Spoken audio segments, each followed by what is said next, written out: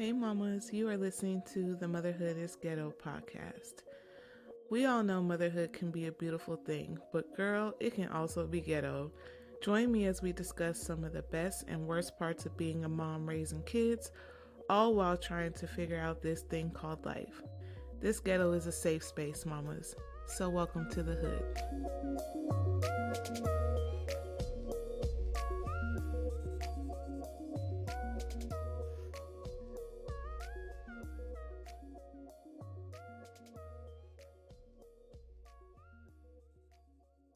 Hey mamas, welcome back to another episode of Motherhood is Ghetto. My name is Joy, and how y'all doing out there? If y'all doing all right, you already know what to say. Say amen. I pray you are having a great day, a great week so far. We are completed with week 1 of back to school, and we are currently waist deep in week 2. And so far, everything has been okay. Week 1 was successful. Everyone had a great week. We have open houses coming up this week, and then also too, baby girl has her first game this week. So we're pretty excited, and so far everything has been going great. I hope you and your baby school years are off to a great start. I'm glad that you're here. Thank you for being here. And I am super excited to be sharing this episode with you guys today. We are going to be talking about faith and motherhood. So, this is something I want to touch on because in most recent years, I've really had to lean on my faith when it comes to motherhood. And because of the fact that I'm doing this by myself and I'm a single mom, I know that I can't shoulder everything. I can shoulder some things, and I can shoulder a lot of things, but I can't shoulder everything. And there were just some aspects of motherhood, of my motherhood, that I knew that I could not deal with alone. And no one could help me with. No person could help me with. So I did turn to faith and leaned more on my faith when it came to being a mom and making sure that I am mothering my kids the way that they need to be mothered. So I want to talk a little bit about that, and I want to talk about how faith kind of works hand in hand with motherhood and just what I've experienced as far as putting my faith first when it comes to my motherhood journey, and just encouraging mamas that it's okay. It's okay to lean on your faith. It's okay to lean on the Lord. And yeah, so we're going to be talking about that. One thing I do want to mention, and I think is worth mentioning, is that I've always had a belief in God. I've always believed like in a higher power, a higher being, all that good stuff. Um, Throughout my childhood, adolescence, or like into adulthood, it wasn't anything that I really took super duper serious. Like I didn't go to church or anything like that. My parents were pretty open. They were like, believe what you want to believe. If you want to go to church, you can. If you don't, that's fine. So I would say that yes, I did believe in God, but I didn't have a strong foundation in faith. And it wasn't until like I was already married with kids that I kind of even started to understand the concept of faith. And I honestly didn't know how it worked. I thought having faith meant believing in God, but to me, how I interpret it now is so much different and so much more involved. But I can remember going through hard times as a mom and being very worried, very anxious, very frustrated, very much trying to control the outcome of everything and just feeling lost and confused. And I remember anytime something would kind of go wrong, or we didn't have enough money to pay the rent, or we didn't have enough money for groceries or gas, stuff like that, my husband would never really be too worried. And that used to frustrate me. It used to frustrate me so much because I'm like, why aren't you panicked like me? Like, why aren't you trying to figure out a solution like me? But what was going on was my husband had faith. My husband always had faith that things were going to work out the way that they were supposed to. And when the thing actually did work out, I would be how, how do you have faith like that? Like, how do you do that? Like, I was so intrigued. I was like, how do you just know that things are going to work out? And as many times as he explained it to me, it still wasn't catching for me.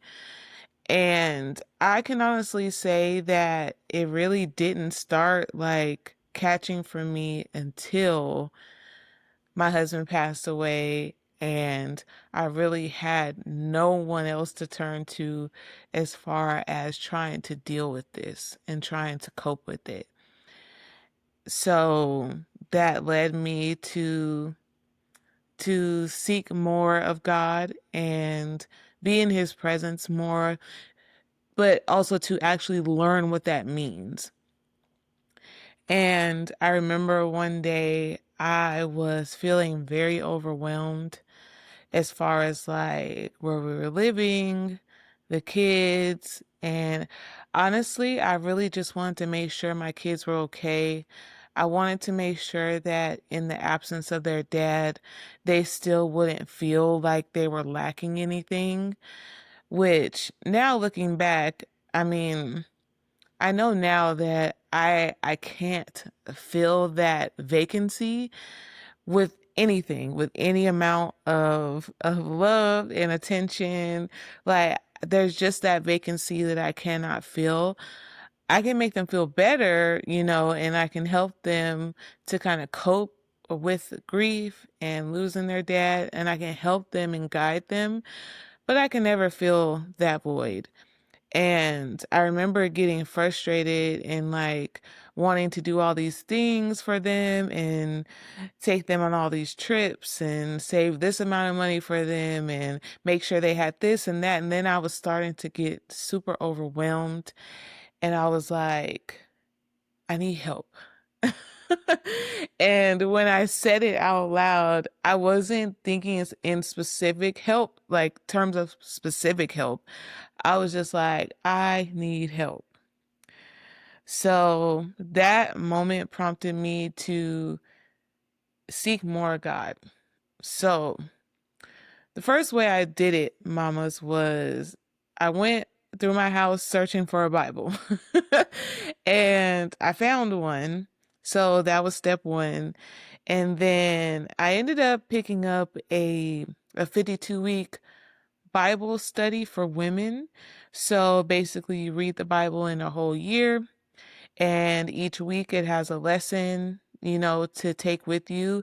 And it is geared towards women, it's geared towards mothers, like any type of woman you are or wherever you are in life, it is for women. So there were a lot of sections in the book where, it's talking specifically about the mother, the single mother, the mother who's lost her child, the grieving wife, the widow. And that was my jump off point and where I kind of got started in faith. As far as getting started in getting grounded in my faith and rooted in it and really getting to know who God is and what he does in my life, like that was my start. And honestly, now I believe I'm on week 46. So I'm almost done. I've almost read the whole Bible. And it's just been a journey. It's been a journey. I started this a year ago, so I hadn't bought my house yet. I was still in the process, still very much feeling very nervous and anxious about that and thinking like, well, what if I don't get it? All this stuff. And then at the same time trying to figure out what what direction I wanted to go with this podcast, and what did I want it to look like, feel like, sound like. And I was just really in like a lost place where I'm just kind of wandering in the dark.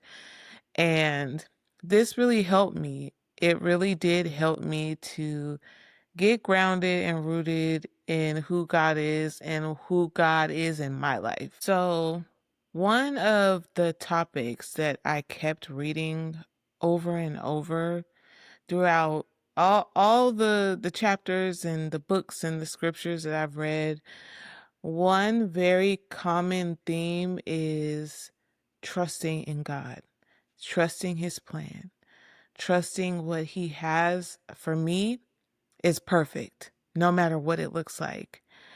And y'all, I'm gonna be honest, as as a mom, as a single mom, as a widow, as someone who is just trying her best to make it, to give a good life for herself and her children, I really, in my mind at that time, I was like, I need something that is factual. I need something concrete.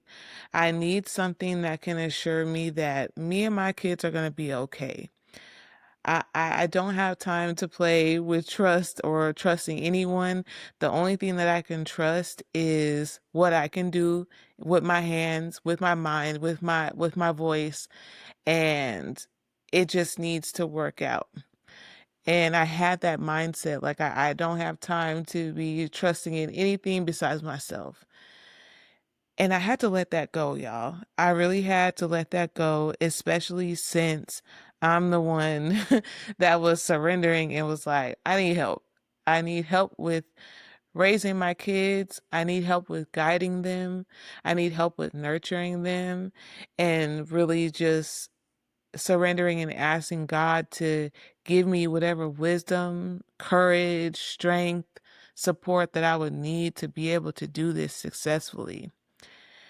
And trust was a big thing. I really had to lay it all out for God, put in my prayer, my requests, my petition, and just leave it at his feet.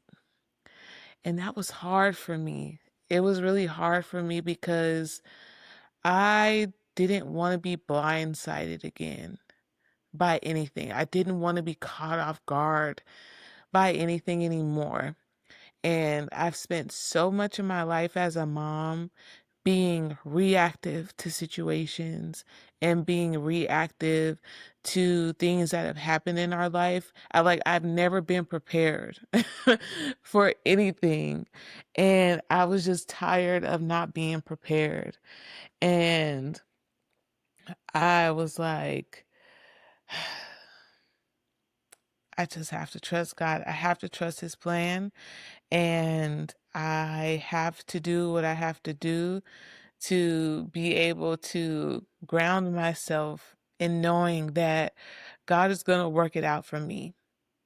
I don't know when, I don't know how, I don't know what this is going to look like. Like, I just have no idea, but I have to trust God and I have to trust his plan for my life. And the more that I read through the Bible and, week after week, like I said, like that has been ingrained in me from the scriptures that I've read. So again, it wasn't easy for me to make that transition, being very hyper independent and only depending on myself, to actually giving everything to God and just being like, it, it's your will. Whatever you want to make of this, make of it, and just guide me and give me wisdom in the process. So, incorporating trust in my motherhood journey, trusting that I may not have all the answers, but I have what my family needs at the time that they'll need it. And coming to the realization that I'm not perfect and I will make mistakes. As much as I don't want to make the mistakes, I will make mistakes. But being able to recognize those mistakes, recognize the lesson that God wanted me to learn by making that mistake, and then using that information to move forward to be better. And and I will say that even now today, after everything that we've gone through and where we are now, I sometimes I still do like have those thoughts like where I'm thinking that I have to do all this all by myself, or I can't confide in anyone about what's going on. But I know now that I can first go to God for anything. I can talk to him about what's going on. I can ask for his guidance, his wisdom.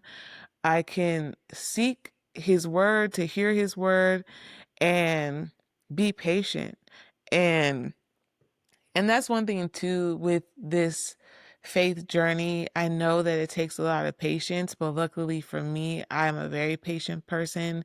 I can wait for something forever because I would rather it be perfect for me than it not be something that I wanted, or not, or it not be a perfect fit for me. So I'm willing to wait for anything that's worth waiting for. So that part of this faith walk has been easy for me as far as the patience goes. But when everything is on you and you're kind of like the MVP, like you're the major player in the life that you're curating for your children and your family, it is hard to give up that control or the need to be able to control every outcome. It's hard to give that up. But I will say that it's been the best feeling to be able to know that I can give it to God. I can let him know, like, this is a little too heavy for me right now. I'm going to give it to you. And when you're ready to give it back to me, I just pray that I'm able to handle it. I pray that I'll be equipped with whatever I need to be able to handle this. So trust has been really big in the faith journey and me getting closer to God and really understanding how he works in my life. So another thing that I want to touch on is prayer and how how creating a prayer life has really helped me throughout my motherhood journey, because just like praying for something here and there, you know, not to say that that's wrong or that's a bad thing, or that you shouldn't do it, but I found that the more fleeting I was with my prayers, like the more like nonchalant here and there I was with my prayers, the more I didn't feel a connection with God, uh, point blank. So I really had to make sure I was persistent in my prayer and made it an actual part of my life. So think of it as, so you make your routine a part of your life. So you have a morning routine. When you get up, you get ready for work, you get your kids ready, all that stuff. I had to find a way to incorporate prayer into my life. So that way it wasn't something like a second thought. It wasn't anything like when something goes wrong, then I pray. It's a part of what I do daily. So as soon as I wake up, even before I put 2 feet on the ground, when I know that I'm awake and I'm not going back to sleep, I'm praying. I'm thanking God for getting me through the night, for waking me up, for watching over me and my kids as we slept, thanking him for his provision, his protection, and then also to asking him to guide me through the day, because I don't know what's going to happen today. I don't know what's going to happen at any given time of the day, but just asking him for whatever wisdom that he feels I may need throughout the day, whatever discernment needs to be had, and just ask for him to guide us and protect us throughout the day.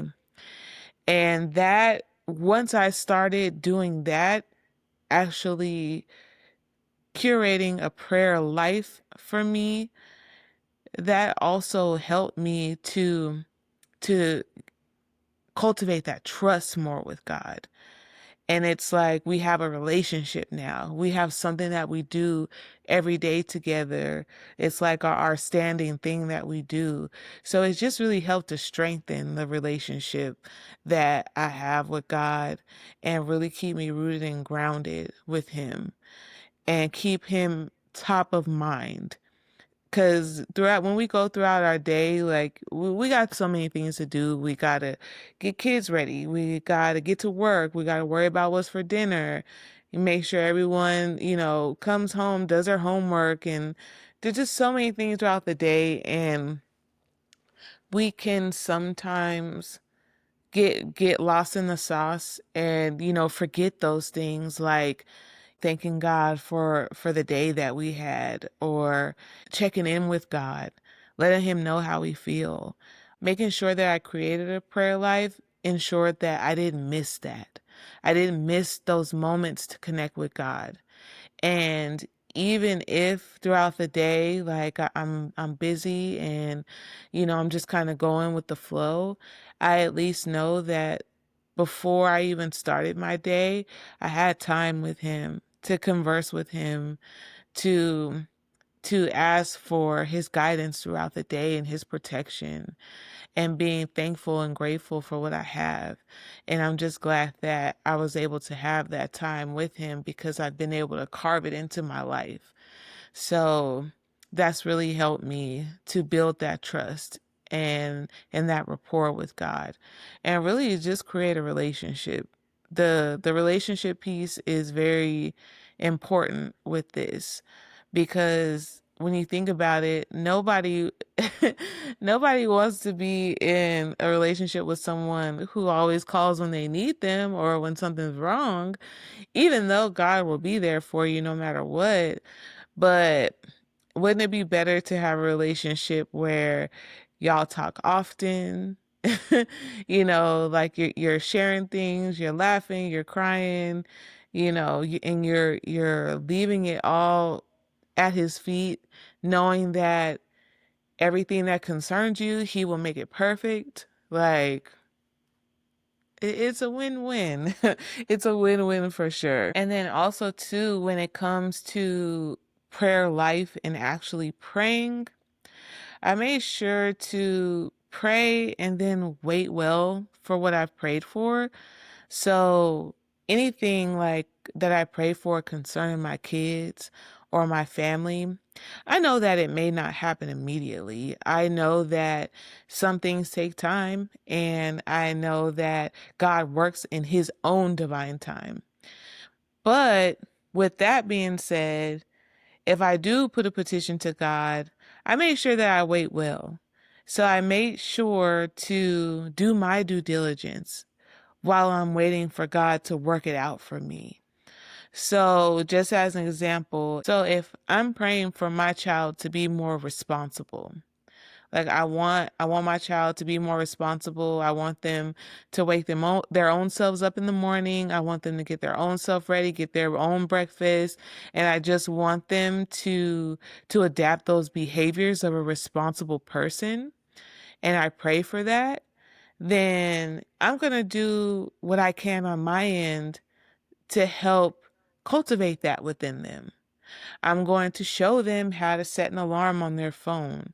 I'm going to guide them on, hey, like you got to set your clothes out the night before so you're not rushing, you know, help them to plan out their day. So what do you plan on eating for breakfast in the morning? Okay, so we have that plan so that way you don't have to sit there wasting time wondering what you're going to eat for breakfast. You already have a plan for it.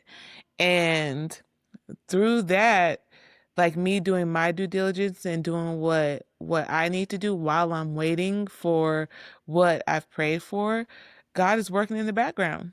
He is working in the background and doing what he needs to do within my child and also too doing what he needs to do within me to make sure that that prayer is answered. Like I said, like it probably won't be immediate and it probably won't be soon. It could be. I don't know. But that's where that trust comes in again. And that's where waiting well for what you pray for comes into play, because a lot of us will pray for something, and then by the next day, if it doesn't happen, then we automatically say like prayer doesn't work. Prayer does work. I will say it over and over again because I've experienced how prayer works in my life. So I wholeheartedly believe that prayer works, but I also believe that you also have to work while prayer is working. You also have to do something. It's not one of those things where you pray and then you just sit on your hands. You actually have to be active in your prayer, and really, like I said, do your due diligence, because the Lord may move through you. You see what I'm saying? Like, the Lord may bestow on you wisdom and guidance to be able to then go to your child and give them that wisdom and guidance, because God gave it to you. He's just passing it along through you, and prayer answered. So yeah, I would say definitely, if you are a mom and you're starting on your faith journey, please do not take prayer lightly. Do not think of it as just something you have to do to check off a box, because prayer is powerful and prayer works. And what you speak out loud and the things that you want for your life, just know that God wants it too. And He will make sure that you have it in His time and in His way. And when you look back on whatever it is that you prayed for down the line, and like you're living in your prayer, it's like, wow, like I this is better than what I could have imagined. And that's where I'm at in my life right now. I am looking back on where I was before and the things that I prayed for, and knowing that God was doing what He was doing in the background.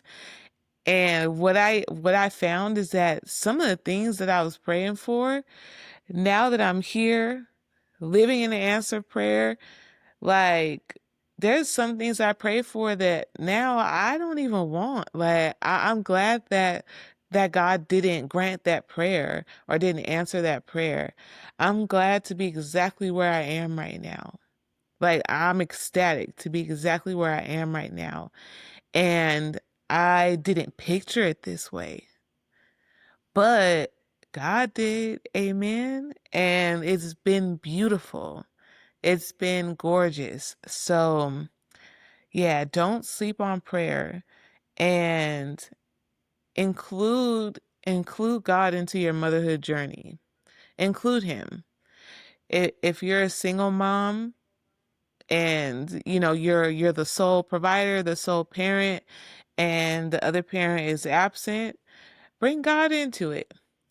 Ask God to help ask God to help you get the things for your child that they're missing from the other parent. Ask God to help you to navigate your child through being in a single parent household. Ask God to equip you with what you need, the tools, the resources, the people, the village, the community. But all we have to do is lean on Him. I really feel strongly about this, and I feel like every time I get behind this microphone and in front of this camera, that I have an assignment or a message that I need to get out to y'all. So I just encourage you, like, to include your faith journey within your motherhood journey. Don't sleep on God when it comes to your motherhood journey.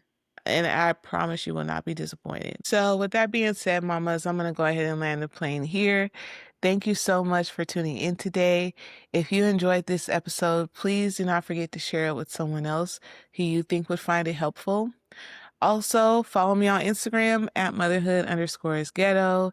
And don't forget to follow the show. You can follow on Spotify, Apple Podcast, and or YouTube. And lastly, the Empower Mama Planner and the Motherhood is Ghetto Self-Care Journal for Mothers are both still available on Amazon.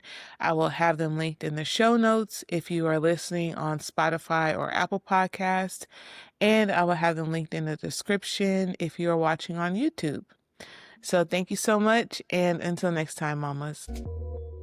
Thank you so much for listening to today's podcast. Don't forget to follow the podcast and share with anyone who you think may enjoy it. And follow me on Instagram at motherhood_ghetto. Also, feel free to DM me if you have any experiences, opinions, or views on motherhood you'd like me to share on the podcast. Until next time, mamas.